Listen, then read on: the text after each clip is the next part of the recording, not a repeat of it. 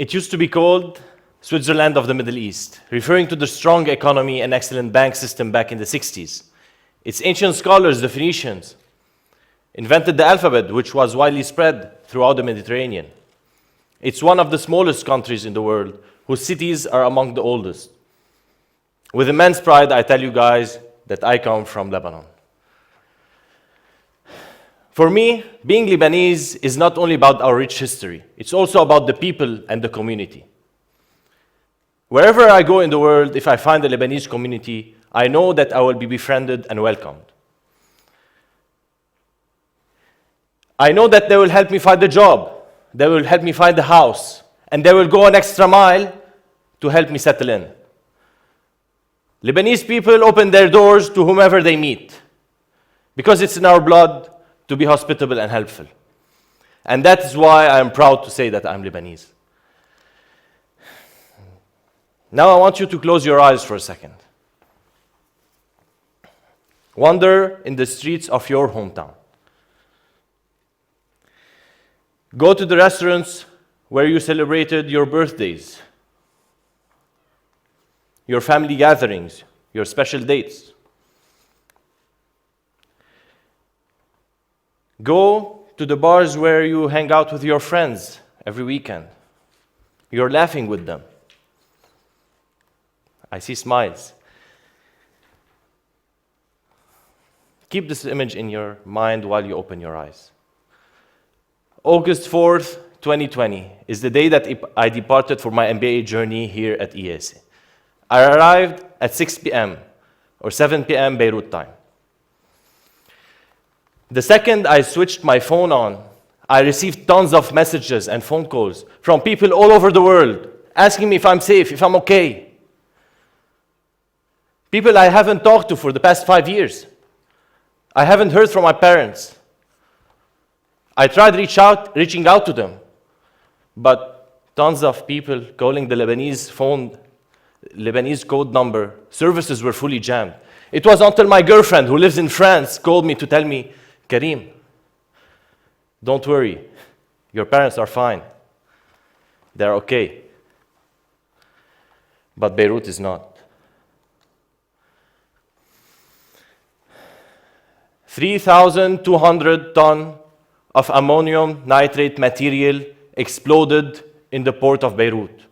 A mushroom bomb that was defined as the third biggest bomb in the world after Hiroshima and Nagasaki exploded in my hometown.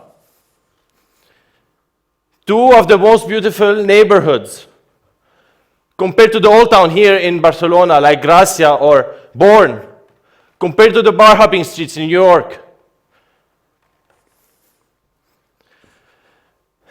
My favorite restaurants, my favorite bars, they were razed to ground. Many traditional beautiful houses, old churches, mosques, 3 of the biggest hospitals in Beirut were completely or partially destroyed. People were running on the streets, trying to save their loved ones, their neighbors, or any injured person they find.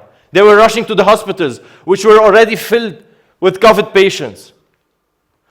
Streets were filled with debris, blood, shattered glasses, broken cars. It was a complete chaos.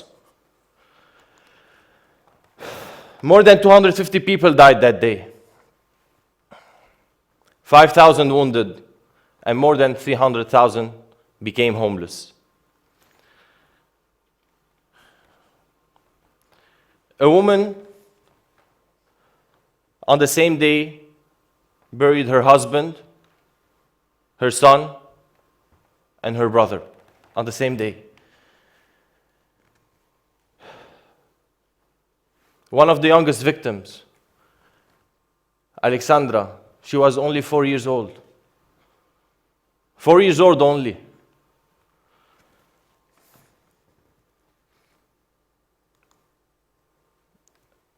I want you to close your eyes again.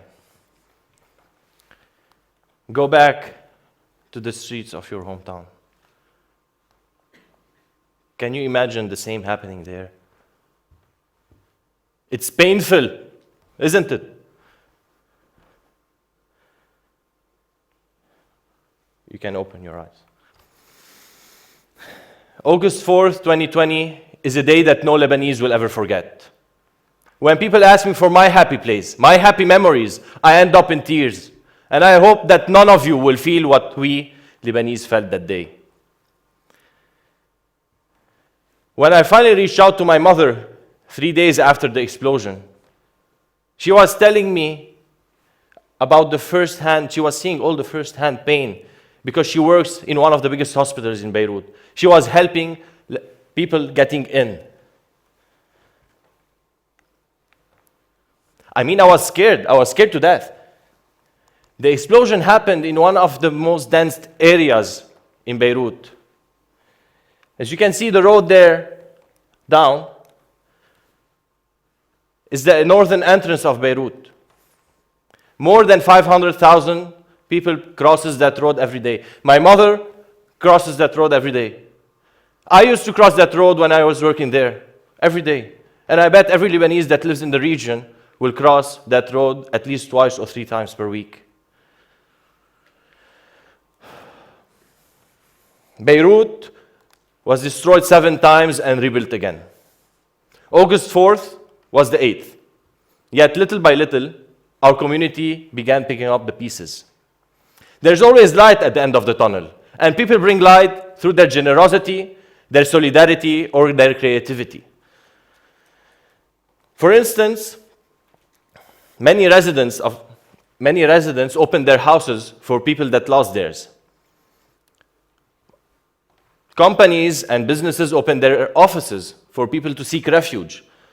Hotels were for free for at least 3-4 weeks so that people can renovate their houses. Thousands of civilians, as you can see here, thousands of civilians went to the streets to clean up the debris and the shattered glasses. Some of them you know, people here in TEDxIESE, Jessica, Joanna, second year. Many of my friends back in Beirut, which some of them were already injured from the explosion. They were there cleaning up the streets.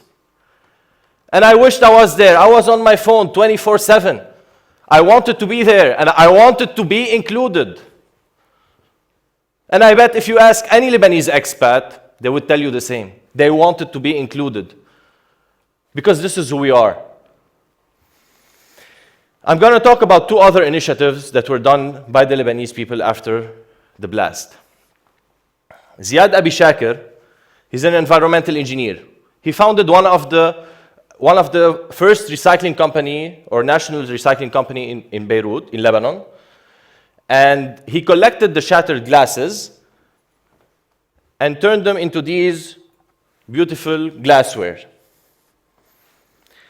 Now, these glassware that we call bri, we found them in every household, most of the restaurants. I found this in a restaurant here in Barcelona, Beirut, and we use it to drink water.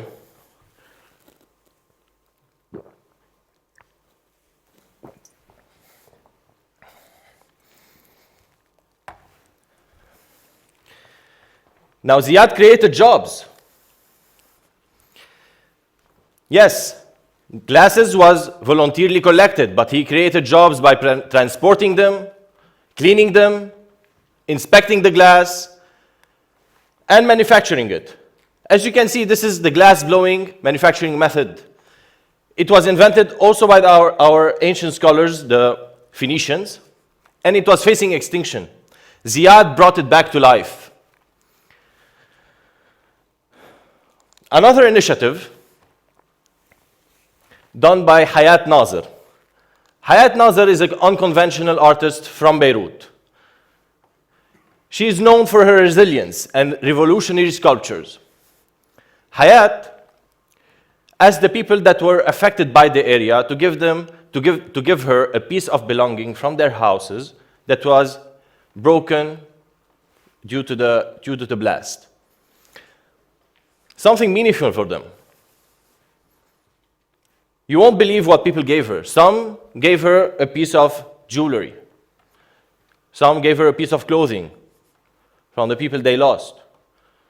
A picture frame from a member of a family that they lost during the explosion. Another person gave a clock that belonged to their grandfather that got broken in the blast. This clock that belonged to their grandfather, the grandfather died during the Civil War, is something very personal for this person. Hayat collected these pieces and created one of the most iconic sculptures in Beirut, filled with so many emotions from people affected by the area.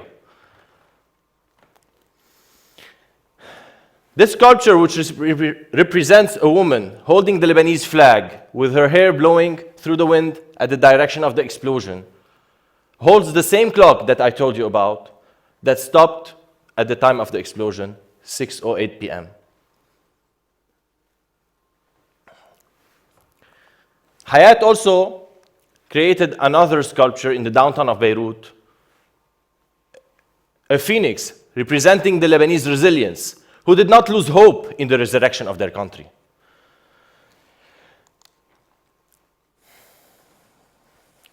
Grief and pain are normal in a sad situation. It's faith and hope that will help us overcome that pain. They have the power to incite us to look forward and act upon, to do something good. Without faith and hope, the Lebanese community would have not reached so far so quickly, would have not done so much. Faith united us. Together, we found a solution to reconstruct our country, reconstruct our lives. Hope gave us the energy to dream again.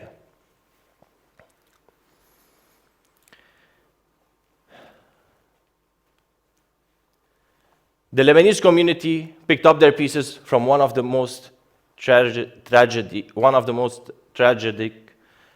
experience in their history, and they were able to reconstruct their lives.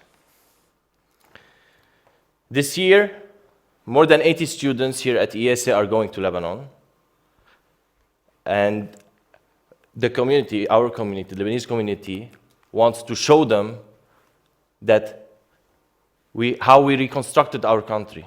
We want to show them the restaurants and the bars that were refurbished. Streets are filled with happy people. But believe it or not, it's not enough. The economic situation has worsened since. And people are not able to afford or find the medicine in the pharmacies. And that is why I invite you all to donate any piece of medicine for the people in need in Lebanon. The box will be in G300 here at TEDxIESE. As you can see, a small initiative done from us, the Lebanese community here at TEDxIESE, will boost the economy just maybe a little bit with the tourists, and will help the people in need by providing them with the right medicine. So it's time now, more than ever, to take a lead in a cause that you believe in your community, because giving is a two-way street. And I am sure that your community, in your hometown, in your country, your community here at TEDxIESE, in your school, or your friends, has given you something. It's time to pick up the pieces of your circle and give back with generosity. Thank you.